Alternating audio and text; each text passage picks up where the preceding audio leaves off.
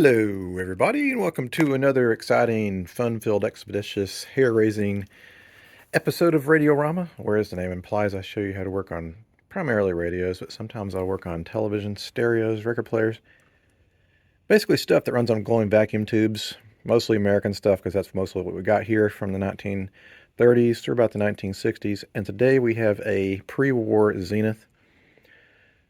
This was donated to us by one of our members. Thank you very much if you're watching.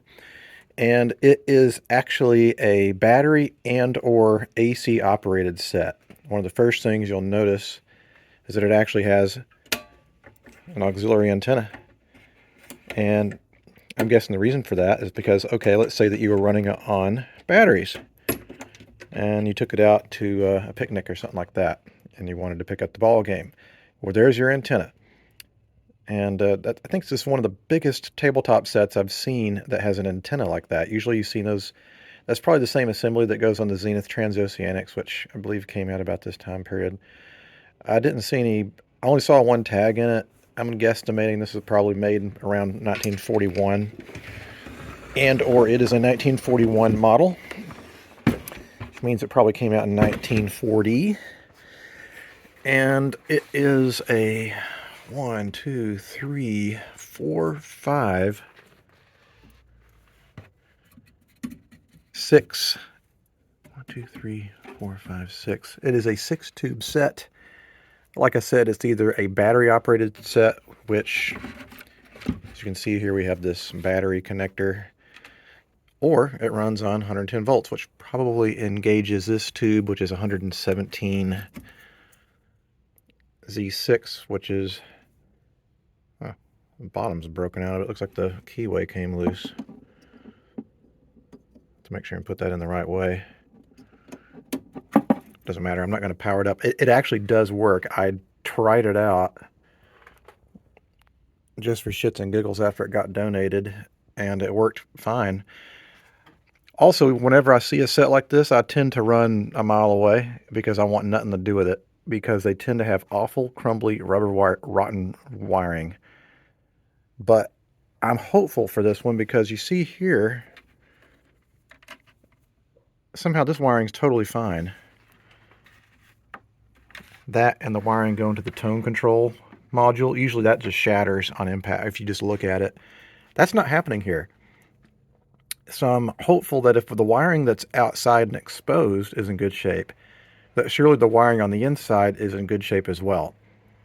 I've restored one of these before and it was kind of a nightmare due to that wiring, but I think we might actually be in good shape here. Indeed, that looks exactly like the transoceanic antenna assembly. I'll desolder that. The speaker comes disconnected. The tone, they called that a tone organ. The tone controls, I believe you push a little tab in the front and they slip out and they go out, they come out through the front. You can see this. The AC only model would have obviously had pilot lights. This does not, because being a battery set, that would have, eaten up your battery in short order. Battery sets were pretty interesting. There's the model, 6G038R. I guess that makes sense. The 6 stands for how many tubes are in the set. It's got a fairly large speaker. It did sound reasonable. The case is not in bad shape. We've got a little bit of scratching up here. They're not deep scratches. I think I can probably get those out with a little Old English. But let's go ahead and disassemble and take the chassis out and see kind of what we're up against. The fact that it worked perfectly, a lot of these battery sets do not get their capacitors nearly as beat up as an AC set, so I'm anticipating it's probably mostly original, if not all original. It looks like just a good survivor. Someone took really good care of it.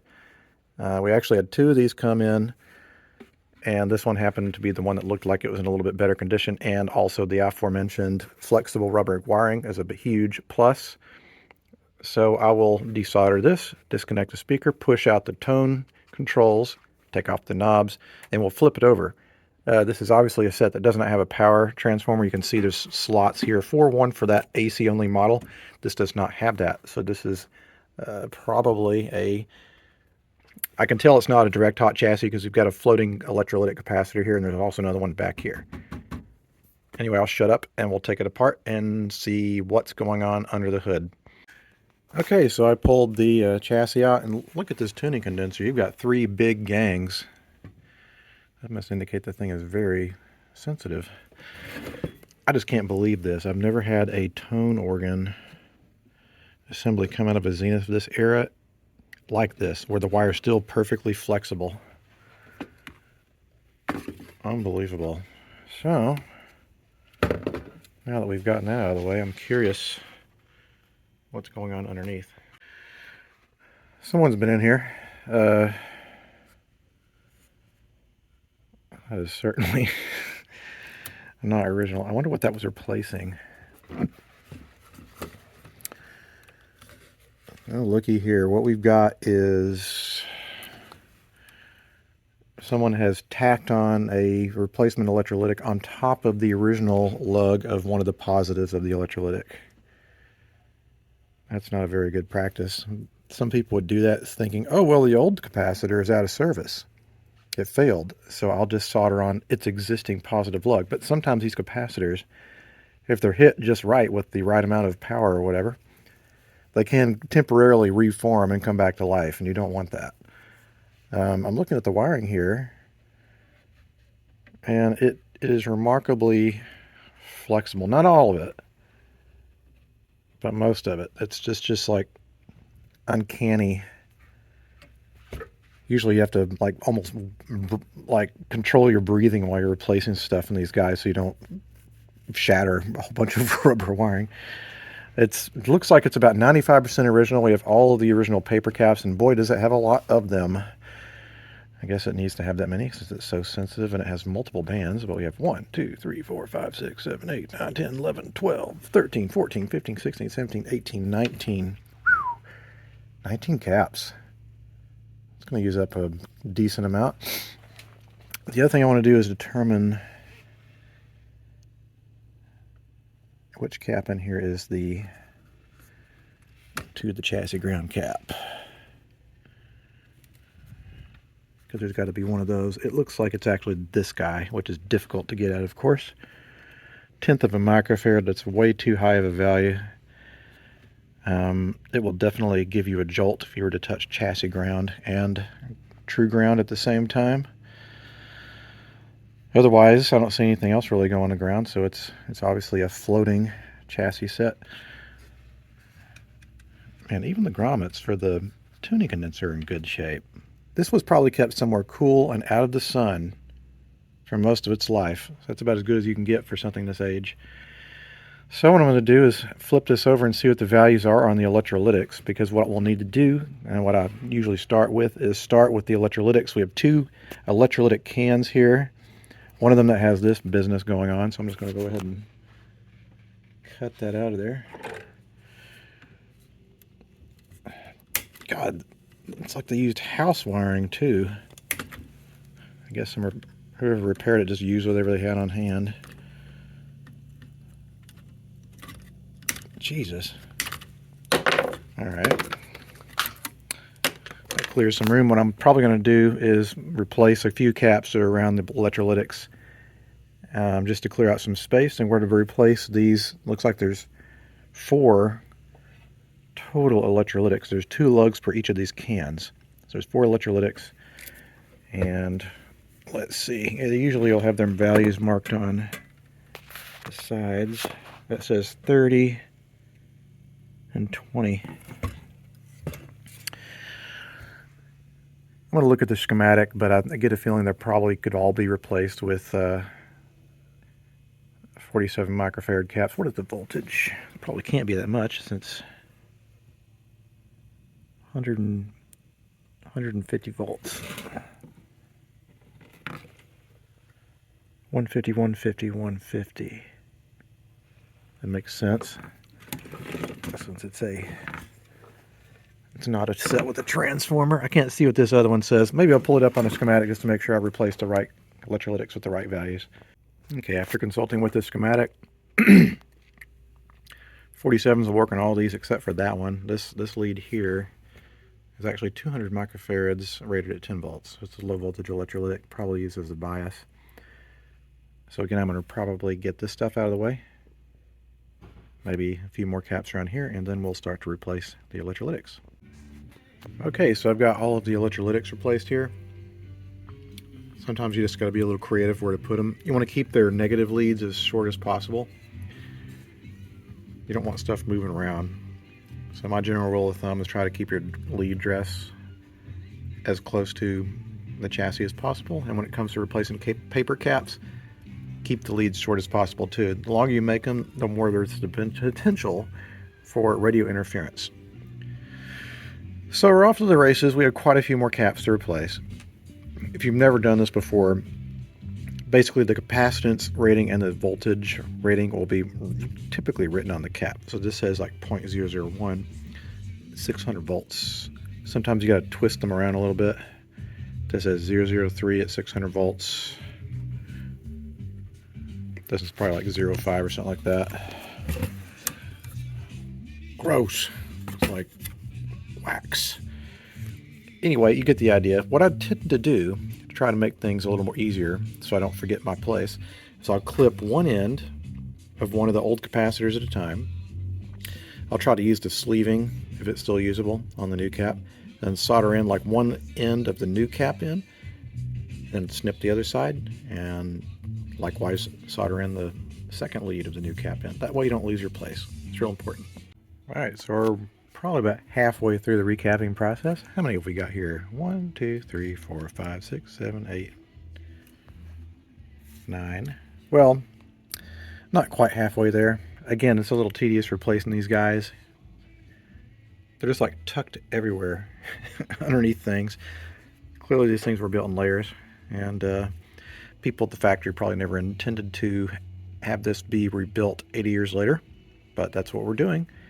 So far so good. And again, it's so much more relaxing doing this, not having to deal with wiring that will shatter. So again, kind of enjoying this. Okay, so I've gotten like 3/4 of the way done with the recapping. I've decided that's it for the night. It's time to work on the cabinet. How many have we got placed here? 1, 2, 3, 4, 5, 6, 7, 8, 9, 10, 11, 12, 13, 14. Well, not much left, and I'm tired of recapping. It's time to work on other things more interesting, like the cabinet. Okay, next stage of the restoration process is working on the cabinet. And then what I'm going to do is use my usual favorite product, which is Old English, and I use it quite liberally. And I get some old paper towels. And you'd be amazed what it does as far as making scratches and abrasions disappear. I think this is most definitely original finish. It's been like well preserved. And so if I can preserve an original finish, it's way more preferable instead of having someone coming and strip it all down and everything, because then it'll never be, I don't know. I guess like there's different thoughts about like finishes, but if I can save a finish, I will. Because once you remove that patina and that age, you'll never get it back when you strip it down. And it seems like some people are really gung-ho about just stripping anything that looks like moderately old. I think this will actually look pretty damn good when it's done. I mean, you can see like a lot of those abrasions and stuff disappeared. And once I do a wax over the top of that, it's going to look even better. All right, welcome to day number 2 working on the Zenith. And I made a cardinal sin yesterday, which is basically, what's this capacitor doing here? I kind of shotgunned, recapped a lot of it without testing in between, which is something I generally don't advise about or advise for. So let's go ahead and plug her in. See if it hopefully still works.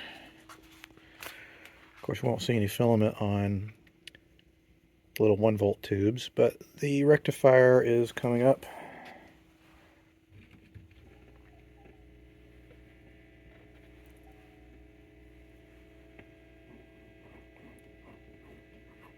I have no clue what band I'm on right now.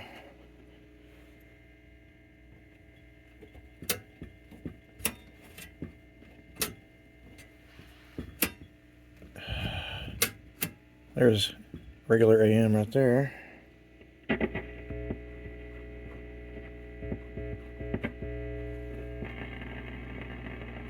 Got no antenna hooked up. Let me hook that antenna up, then we'll make sure. Alright, we got the antenna hooked up. Beep beep day. Let's see. Right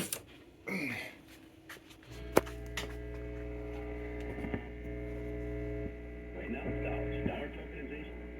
It's currency becoming the absolute global currency through tokenization. It's happening, and China can't do anything about it. And that's where the U.S. Está grande, más de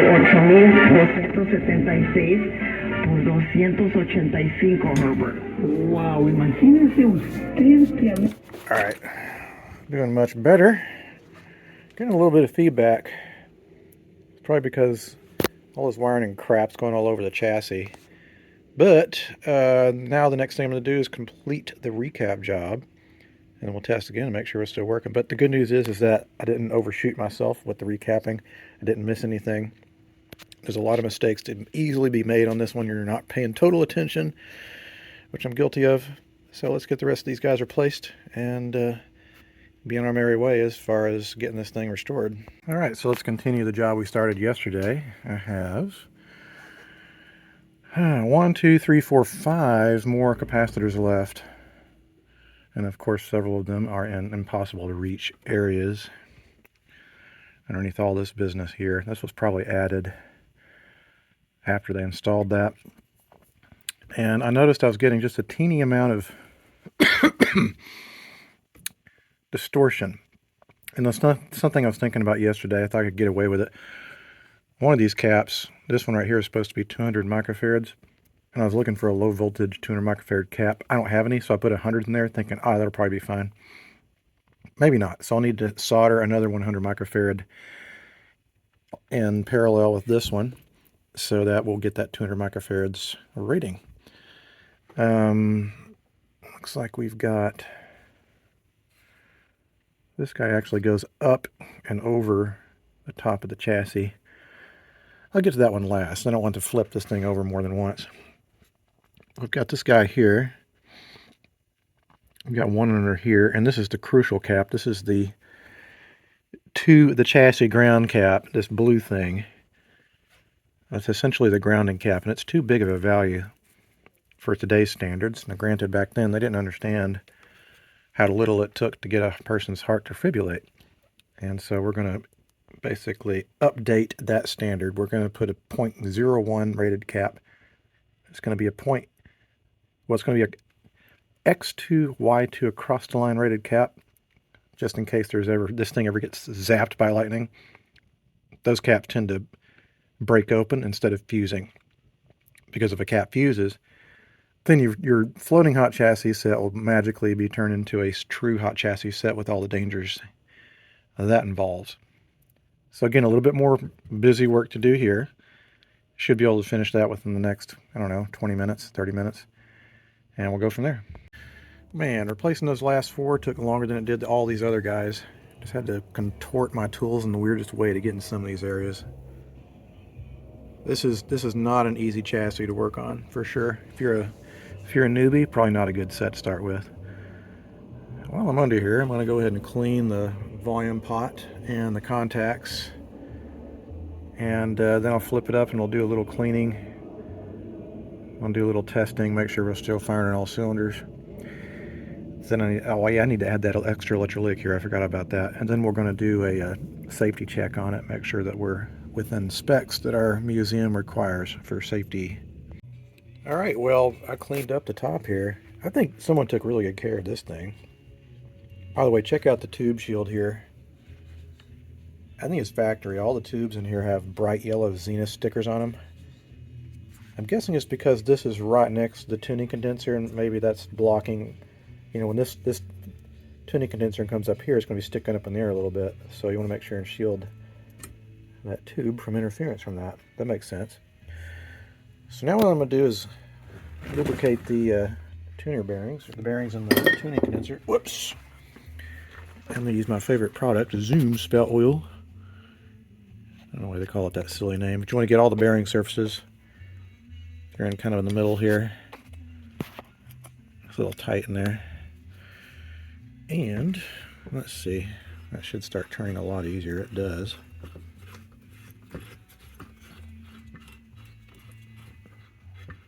Oh man, I probably want to dust out the tuning condenser. It wasn't rubbing before, it's not corroded or anything, so it's just making sure if there's any stuff in there, get it out. Alright, let me oil the bearings underneath here, and I'm going to do a test fire, make sure we're still working.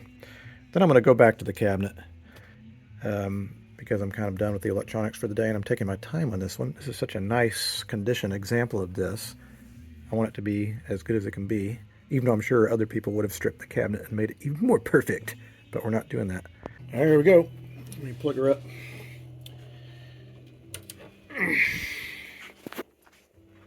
It's easier to see since I cleaned all the tubes and everything.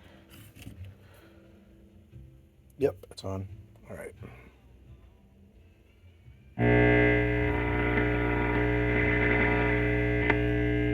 Whoops.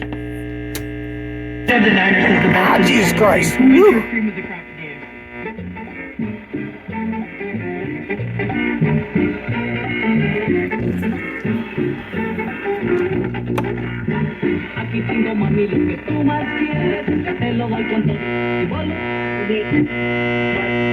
Support given to the city's finance management. Don't invest and forget. Investel has her sights on a new passion with the world. He was on the mic for the most famous play in college football history. Chosen out of a coaching camp. So the second league. Unofficial sportsbook partner of the NFL. Once again, here's your host, God. Royale and Hensley Avenue. The store will also be getting a cut of the money won. No one won the big prize. $38 million.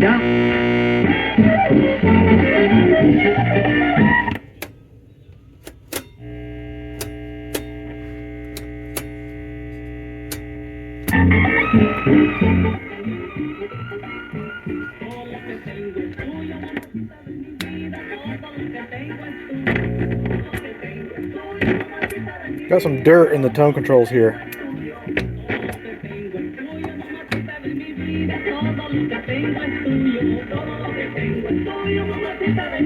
Alright. Seems to be pretty happy. Gotta clean those contacts on those tone controls. Alright, it's time to work on the cabinet a little bit. I'm going to get out my favorite product. It's this Maguire's Carnauba Cleaner Wax. Does a good job of removing any sort of surface grime very gently, and it also restores the brilliant shine. They should be hiring me immediately to do their commercials, in case any of you executives have to be watching this channel, which I doubt it. It's a very small channel. Anyway, I'm going to get to work. Usually I would use an orbital buffer. I kind of don't feel like getting it out because my brother's going to be here in about 20 minutes. So I'll at least start on it. Then maybe tomorrow I'll finish up with the orbital buffer. Alright, this is after about 3 passes by hand. It's actually, in my opinion, looking pretty good. In fact, the last couple of applications didn't do anything, really. I think it's just like the finish is already in such good original condition. Like, it's clean. As in, like, when I look at the rag, there's no filth or anything. It's just wax. So, pretty phenomenal. I can't remember the guy's name that donated it to us, but thank you. This is a pretty terrific set. I know these are not generally desirable by collectors, because the aforementioned typically awful rubber wiring, but this one had such nice wiring in it. It was kind of worth it. So, anyway, this will be a good set, I think, when we're done. The last thing I'm going to do for the evening is clean out the inside. You don't have to do that, but if we're going to go for broke and try to make this as good as looking as possible, might as well clean the interior out too, because someone might look back there. You never know. All right, welcome to day 3 working on the Zenith, and I just got through doing the safety test on it. Maximum range on my 2-volt AC setting on the meter is 0.6 of a volt. It's basically sitting at 0.3 of a volt. So we're well within spec and safety. I'm trying to decide if I should replace this. Yeah, I should. You see how that's cracking when I bend it over in my hand? The original cord's in really good shape for being original, but it needs to be replaced. So we'll replace that, and the next thing I'm going to do is add the oh-so-famous audio input feature. And I think I've got a jury-rigged way of making this work without having to install a switch. I think what I'm going to do is I'm going to run it in through one of the shortwave bands. If it's got police band, even better, because there's nothing on police band anymore. Alright, so now it's time to install the audio input. I did install this newer plug on it. This is a little more challenging. Usually I have 3 leads coming off the volume pot. This has like 5. But I looked at it, and these 2 are going to the tone organ controls, and so is this one. I'm looking at this lead here, and that goes here, which then goes here, which then goes through this resistor, which then goes to this wire, which goes to this RF transformer. That's a dead giveaway that that's the incoming radio signal, so that's what the volume pot is volumating. So that'll be the positive for my incoming audio. I'll probably just attach it there. This is a hot chassis set. I know it's a big set, but it doesn't have a power transformer. So there's no real physical isolation between the user and any kind of voltage. Now, granted, it's going to be minimal. And, you know, if it's your radio, it's your choice. But I always, on a hot chassis set like this, I install one of these guys, one of these isolation transformers. And what we're going to do here is the primary is going to go to both sides of the volume pot. Probably just going to go to a floating ground for the ground. Then the positive will go right here. And then our incoming audio cable will attach to the secondary, and I'm looking to see if there's any holes on the chassis that I can just enlarge. There is. I'll enlarge that, and I'll put a grommet, a rubber grommet, and that way it'll come in through here, the back of the set, and then we'll give it a test to see if it actually works. From Barley's Tap Room and Pizzeria. All right, my audio input is working just fine. City, home of the Big Plate on Fridays at noon. Coming Sounds pretty good, actually. On November 25th.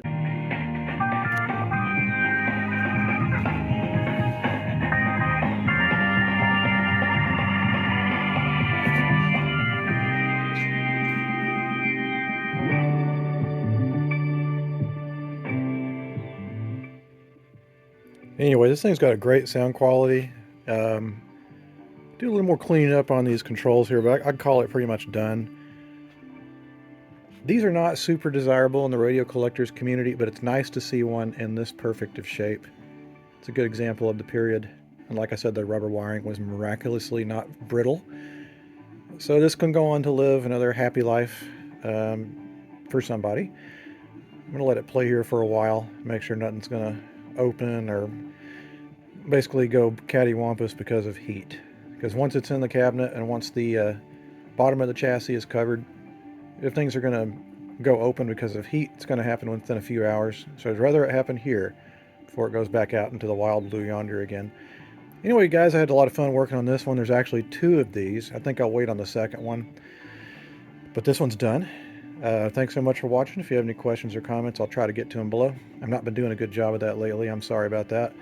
But anyway, I'll see you guys next time. Adios. Check out my weird cat. Bark you. Meow. Meow. Meow. Meow. Meow. Meow.